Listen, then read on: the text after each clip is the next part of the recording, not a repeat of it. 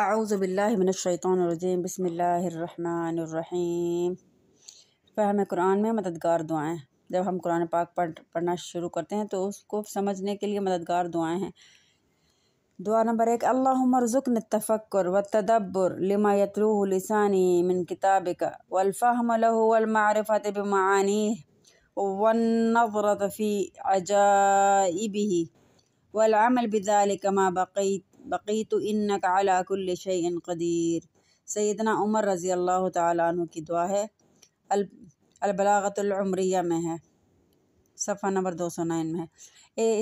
اس دعا کا معنی مفہوم ہے، اے اللہ تیری کتاب قرآن میں سے میری زبان جو پڑھتی ہے اس میں مجھے تفکر، تدبر اور اس کی سمجھ عطا فرما، اور اس کے معنوں میں عجائبات کی پہچان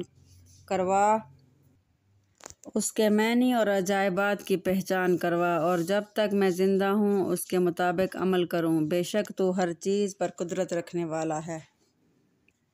اور دوسری دعا، اللہم آنس وحشتی فی قبری، اللہم ارحمنی بالقرآن العظیم واجعلہ لی اماما ونورا وہدی ورحمہ، اللہم ذکرنی منہ ما نسیت وعلمنی منہ ما جہلت وارزقنی تلاوتہ آناء اللیل وآناء النہار واجعلہ لی حجۃ یا رب العالمین۔